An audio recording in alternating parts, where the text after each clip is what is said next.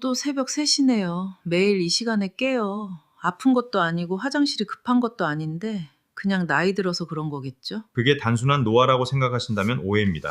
새벽에 자주 깨는 건 단순한 불면이 아니라건 뇌가 충분히 회복되지 못하고 있다는 신호일 수 있습니다. 네? 내가 뭘 사려고 했죠? 어젯밤은 늘 오랜만에 깊이 잤어요. 밤마다 작은 습관 몇 가지만 바꾸면 늘 저는 진료를 시작할 때 늘 아주 간단한 질문 하나로 말을 꺼냅니다. 어젯밤에 주무시는 동안 편안하셨습니까? 많은 분들이 저를 보고 어색하게 웃습니다. 어떤 분은 그럭저럭 잤습니다라고 말씀하시지만 조금만 더 여쭤보면 사실은 3번이나 깼다고 하십니다. 또 어떤 분은 나이 들어서 그렇죠 라고 하시지만 눈빛에는 오래 쌓인 피로가 그대로 드러납니다. 그리고 새벽 2시에 한번 눈을 뜨고 3시에 시계를 보고 4시에 뒤척이는 일이 이미 익숙해졌다고 솔직히 말씀하시는 분도 계십니다. 어르신께서도 그런 경험이 있으셨다면 절대로 가볍게 넘기지 마시기 바랍니다. 밤은 단순히 쉬는 시간이 아닙니다. 하루 중 뇌가 아주 중요한 일을 수행하는 유일한 시간입니다. 바로 스스로를 정화하는 작업입니다. 저는 뇌를 종종 사람으로 붐비는 도시에 비유합니다. 낮 동안에는 차량이 끊임없이 오가고 활동이 계속되며 곳곳에서 쓰레기가 생깁니다. 밤이 되어 도시가 조용해져야만 청소 인력이 들어와 일을 할 수 있습니다. 그 과정이 계속 끊기면 쓰레기는 완전히 치워지지 않습니다. 하루에 조금씩 그렇게 쌓여갑니다. 수면이 잘게 끊기면 이 정화 과정 역시 중간에 멈추게 됩니다. 세계 여러 나라에서 진행된 대규모 연구들은 밤중에 자주 깨는 사람들이 깊고 연속적으로 자는 사람들에 비해 기억력 저하 위험이 훨씬 높다는 사실을 보여줍니다. 특히 이런 상태가 여러 해에 걸쳐 지속될 경우 인지 기능 저하의 위험은 눈에 띄게 증가합니다. 저는 이 일을 30년 넘게 해왔습니다. 저를 가장 마음 아프게 하는 것은 이미 명확하게 드러난 중증 질환이 아닙니다. 그보다 훨씬 이전부터 조용히 진행되는 작은 변화들입니다. 몇 년 전 71세의 남성 환자를 만난 적이 있습니다. 이름은 트란민 호황이었습니다. 그분은 은퇴한 교사로 매우 꼼꼼하고 원칙적인 분이었습니다. 매일 아침 산책을 하고 식사는 규칙적이었으며 술도 담배도 하지 않았습니다. 가족들은 그분을 건강한 노년의 모범이라고 생각했습니다. 하지만 그분에게는 본인조차 별것 아니라고 여겼던 습관 하나가 있었습니다. 매일 밤 어김없이 새벽 3시쯤에 잠에서 깼습니다. 소변 때문도 아니고 통증 때문도 아니었습니다. 그저 이유 없이 눈이 떠졌습니다. 잠시 누워 있으면 이런저런 생각이 떠오르기 시작했고 아침이 되면 평소처럼 생활할 수 있었기에 크게 걱정하지 않았습니다. 그렇게 2년이 흘렀습니다. 그분은 작은 일들을 잊기 시작했습니다. 열쇠를 엉뚱한 곳에 두고 약속 날짜를 헷갈리고 어느 날은 마트에 가서 무엇을 사러 왔는지 기억이 나지 않아 몇 분 동안 가만히 서 있기도 했습니다. 가족이 그분을 데리고 병원에 왔을 때 검사 결과는 경도의 인지 기능 저하를 보여주었습니다. 아직 치매는 아니었습니다. 그러나 분명한 경고 신호였습니다. 제가 다시 수면에 대해 여쭈었을 때 그분은 한숨을 쉬며 이렇게 말씀하셨습니다. 나이 들면 다 그런 줄 알았습니다. 아닙니다. 그렇지 않습니다. 물론 나이가 들면 몸은 변합니다. 하지만 밤에 자주 깨는 일을 당연한 현상으로 받아들여서는 안 됩니다. 노년층에서 수면이 잘게 나뉘는 흔한 원인 중 하나는 수면 각성 주기를 조절하는 호르몬인 멜라토닌의 감소입니다. 하지만 그것은 일부에 불과합니다. 잘 언급되지 않는 또 다른 요인은 몸속에서 오래 지속되는 저강도의 염증 상태입니다. 만성적인 염증이 조용히 존재하면 신경계는 더 예민해집니다. 뇌는 쉽게 자극을 받습니다. 환경이나 몸에서 오는 아주 미세한 신호만으로도 잠에서 깨어나게 됩니다. 약간의 피부 건조감, 작은 온도 변화, 다리에 느껴지는 미묘한 불편함, 이런 것들만으로도 뇌는 신호를 받아 각성 상태로 전환됩니다. 문제는 한 번 깨는 것이 아닙니다. 다시 깊은 잠으로 돌아가지 못하는 데 있습니다. 깊은 잠에 들어가야만 뇌는 제대로 청소를 할 수 있습니다. 매일 밤 그 과정이 3번, 4번씩 끊기고 그런 상태가 여러 해 동안 지속된다면 결과는 즉각 나타나지 않습니다. 하지만 분명히 축적됩니다. 저는 환자분들께 늘 이렇게 말씀드립니다. 몸은 결코 이유 없이 반응하지 않습니다. 매일 밤 깬다면 그것은 신호입니다.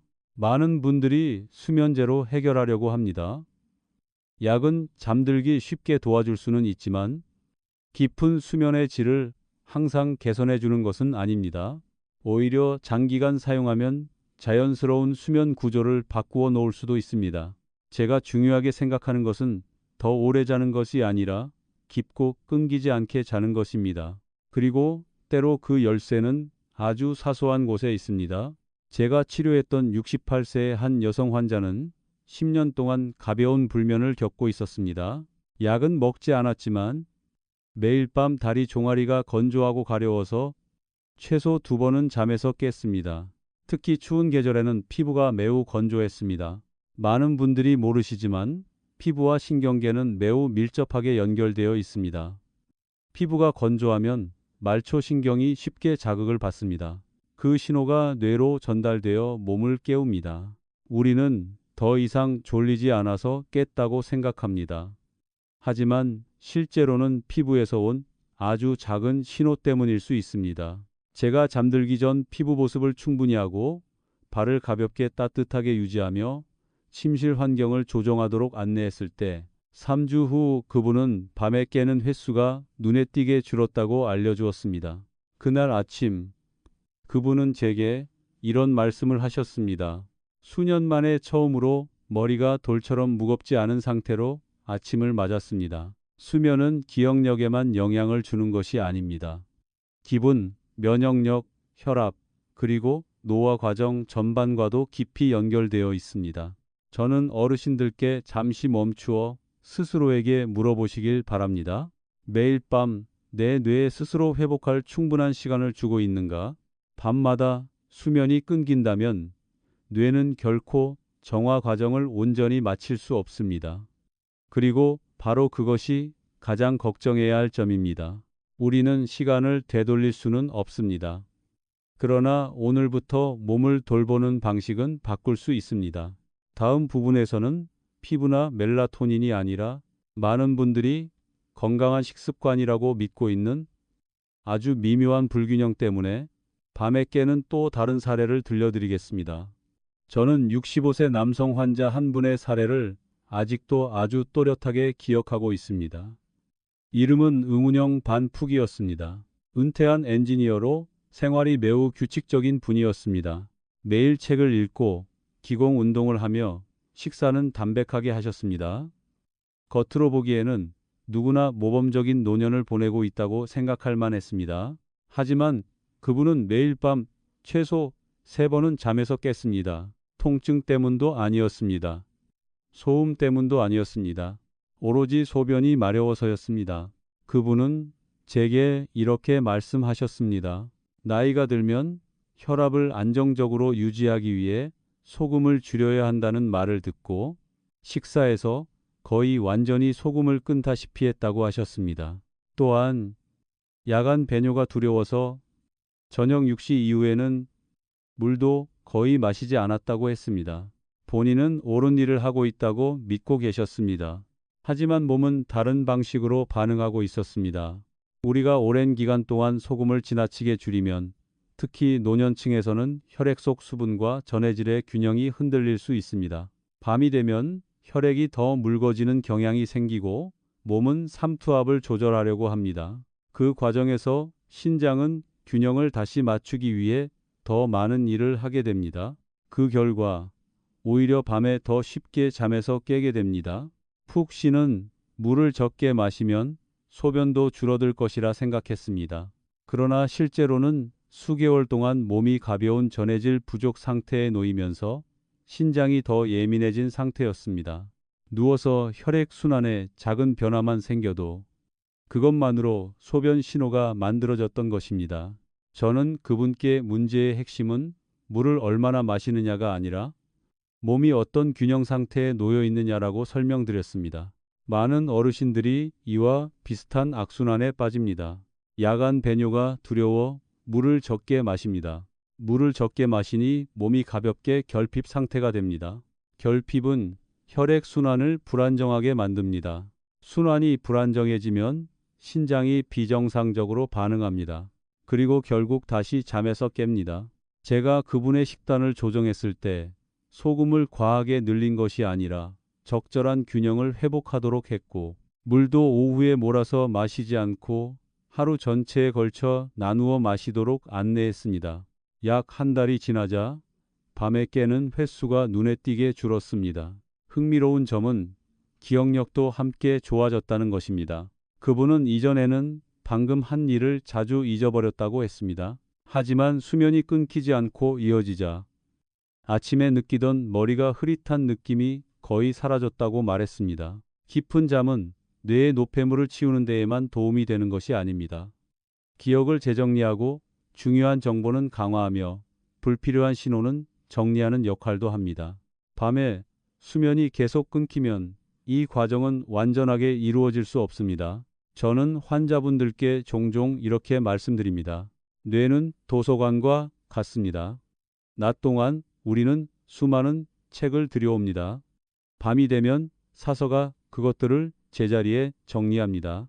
그런데 매 시간 불을 켜고 사서를 깨운다면 도서관은 곧 엉망이 되고 말 것입니다. 제가 매우 자주 접하는 또 다른 원인은 한밤중에 나타나는 체온 변화입니다. 젊은 사람의 경우 체온 조절 기전이 유연하게 작동합니다.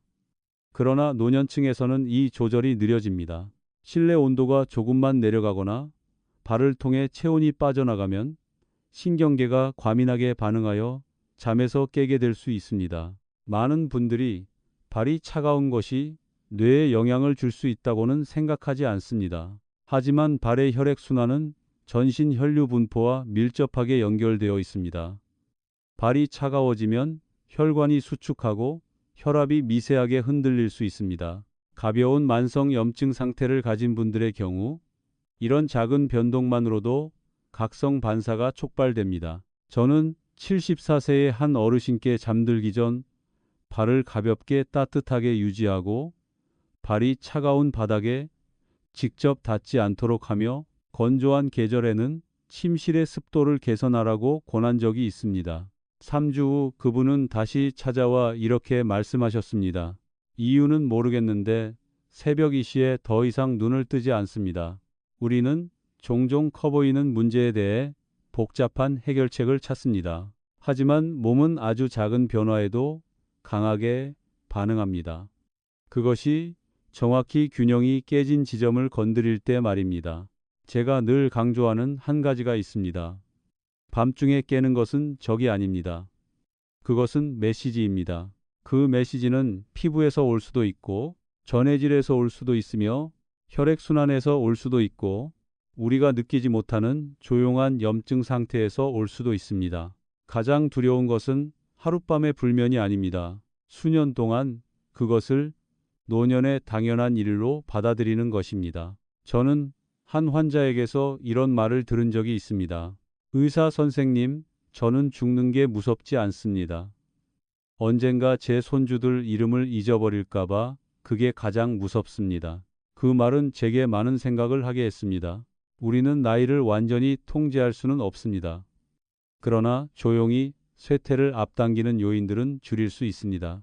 수면은 그 중에서도 가장 중요한 요소 중 하나입니다.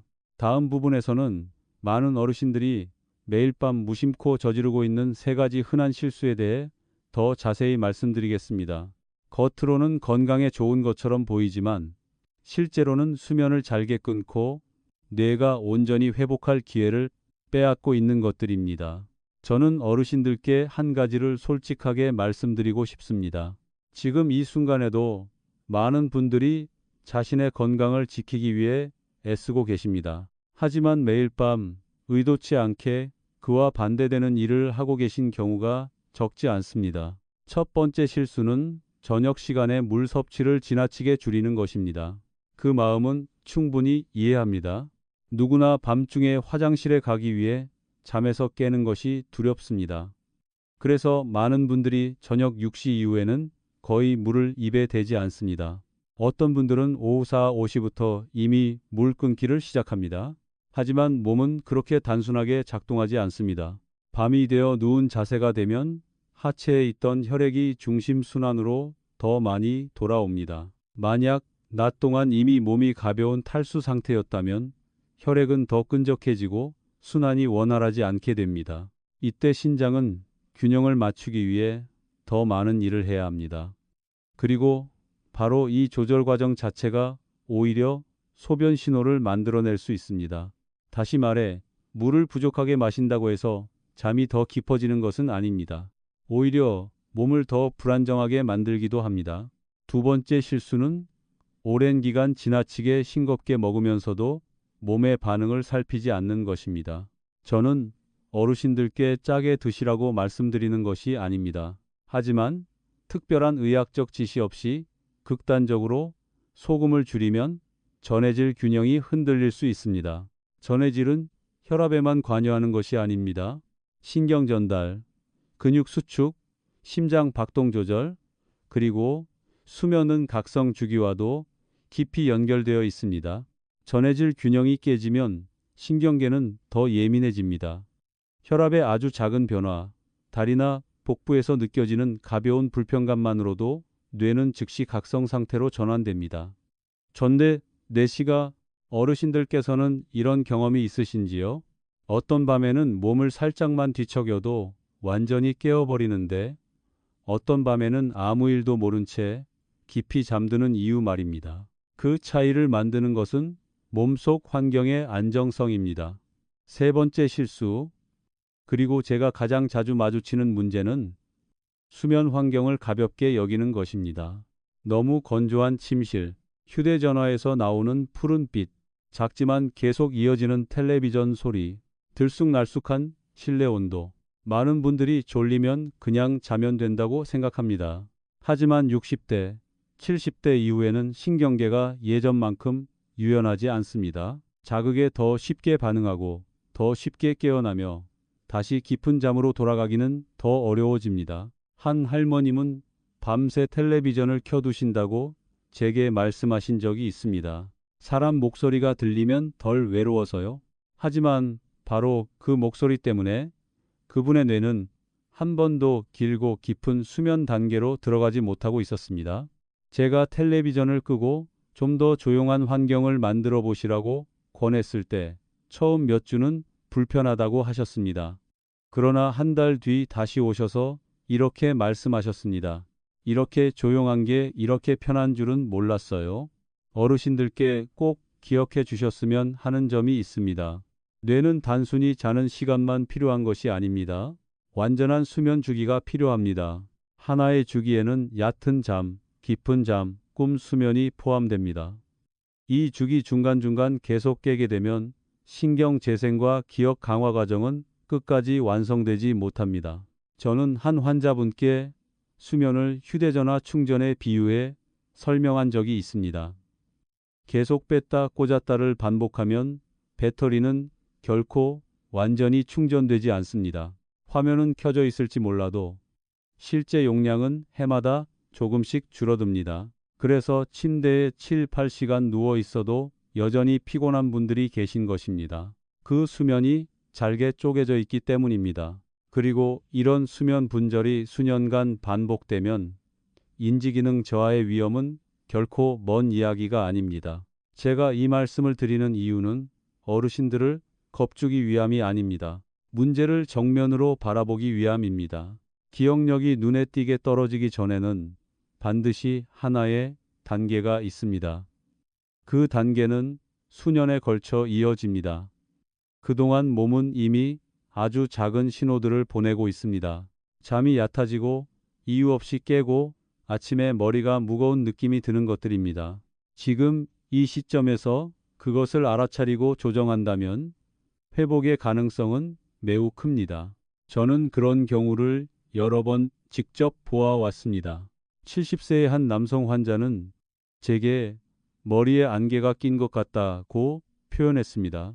심한 기억 상실은 아니었습니다.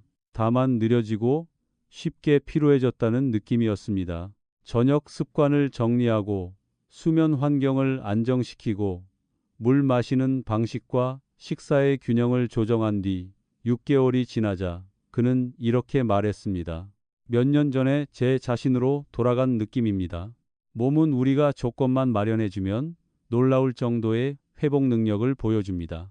마지막 부분에서는 오늘 밤부터 바로 시작할 수 있는 3가지 아주 구체적인 단계를 어르신들께 나누어 드리겠습니다. 비용도 들지 않고 복잡하지도 않으면서 수면을 더 끊기지 않게 만들고 장기적으로 기억을 지키는데 도움이 되는 방법들입니다. 이제 어르신들께 아주 구체적인 3가지를 말씀드리고자 합니다. 이론이 아닙니다. 멀게 느껴지는 연구 이야기도 아닙니다. 바로 오늘 밤부터 시작할 수 있는 것들입니다. 첫 번째는 하루 동안의 물 섭취 리듬을 다시 안정시키는 것입니다. 오후에 물을 한꺼번에 마시고 저녁에는 완전히 끊지 마십시오. 몸은 극단적인 방식보다 규칙적인 리듬을 더 좋아합니다. 아침부터 저녁 7시쯤까지 물을 여러 번 나누어 드시고 그 이후에 가볍게 갈증이 느껴진다면 억지로 참지 말고 한 모금 정도만 천천히 드셔도 됩니다. 중요한 것은 많이 마시느냐, 적게 마시느냐가 아닙니다. 몸이 조용한 결핍 상태에 빠졌다가 밤에 스스로를 조정해야 하는 상황을 만들지 않는 것입니다. 제 환자들 중에는 이 습관 하나만 바꿨을 뿐인데도 밤에 깨는 횟수가 눈에 띄게 줄어든 분들이 많습니다. 두 번째는 잠들기 전 하나의 의식을 만드는 것입니다. 우리의 뇌는 반복되는 신호를 아주 좋아합니다. 매일 밤 같은 순서의 행동을 하면, 예를 들어 정해진 시간에 텔레비전을 끄고 미지근한 물로 세안을 하고 피부에 가볍게 보습제를 바르고 발을 따뜻하게 해주는 것, 뇌는 이것이 휴식 모드로 전환하는 시간이라는 것을 서서히 배우게 됩니다. 노년층에서는 피부 건조가 매우 흔합니다. 피부가 건조해지면 말초신경이 더 쉽게 자극을 받습니다. 아주 작은 감각만으로도 잠에서 깨기에 충분할 수 있습니다.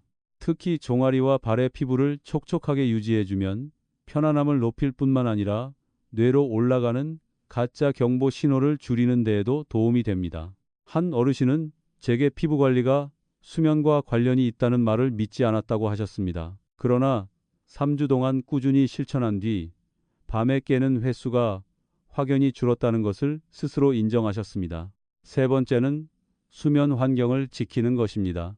침실은 너무 차가울 필요도 없고 너무 건조해서도 안 됩니다. 에어컨을 사용하신다면 공기가 지나치게 건조해지지 않도록 주의하십시오.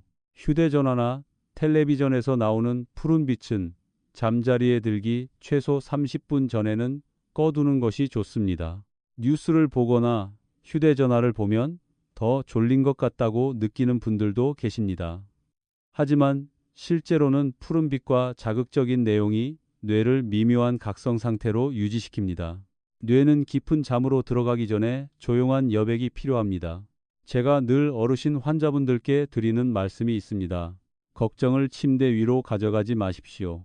누웠는데도 생각이 계속 이어진다면 잠시 일어나서 천천히 숨을 몇 번 고른 뒤 다시 침대로 돌아가 보십시오. 침대는 뒤척임의 공간이 아니라 쉬는 공간이어야 합니다. 저는 기억력이 이미 뚜렷하게 떨어진 상태에서 찾아오신 분들을 많이 보았습니다. 그분들은 잃어버린 것을 되찾을 수 있는 방법이 있느냐고 묻습니다. 저는 늘 솔직하게 말씀드립니다. 신경세포가 심하게 손상된 뒤에는 완전한 회복이 매우 어렵습니다. 하지만 수면이 잘게 끊어지고 아침에 피곤하며 자잘한 건망증이 나타나는 초기 단계라면 아직 기회가 많습니다. 가족의 이름을 잊어버린 뒤에야 수면을 돌아보지 마십시오. 수면은 기초입니다. 시끄럽지 않습니다. 즉각적인 통증을 주지도 않습니다. 하지만 노년의 많은 것을 좌우합니다. 기억력, 감정 상태, 면역력, 그리고 스스로 생활할 수 있는 힘까지도 말입니다. 저는 몇 달 만에 분명한 변화를 보인 환자들을 직접 보아왔습니다. 강한 약도 필요 없었습니다. 복잡한 방법도 아니었습니다. 기본적인 것들을 꾸준히 지켜나간 것뿐이었습니다. 오늘 밤 잠자리에 누우실 때 스스로에게 아주 단순한 질문 하나를 던져보십시오. 지금 나는 내 뇌가 온전히 쉴 수 있는 조건을 만들어주고 있는가? 만약 그 답이 아니오라면 아주 작은 것부터 시작해 보십시오. 물 마시는 시간을 조정하고, 발을 따뜻하게 하고, 화면을 조금 더 일찍 끄고, 가볍게 보습제를 바르고, 잠들기 전 몇 분간 천천히 호흡해 보십시오. 이 모든 것들은 매우 소박해 보일 수 있습니다. 그러나 바로 이런 소박한 일들이 매일 반복될 때 수년 뒤에는 큰 차이를 만들어냅니다. 오늘 이야기가 도움이 되셨다면 같은 또래의 친구 한 분과 나누어 보시기 바랍니다. 그분도 이유를 모른 채 새벽 3시에 깨어 있을지 모릅니다. 그리고 어르신들께서 60대 이후의 기억 보호와 뇌 건강에 대해 제가 더 이야기를 이어가길 원하신다면 아래에 한 줄 남겨주십시오. 저는 하나하나 모두 읽겠습니다. 우리는 시간의 흐름을 멈출 수는 없습니다. 하지만 뇌의 속도를 조금 늦출 수는 있습니다. 그 시작이 바로 수면을 돌보는 일입니다.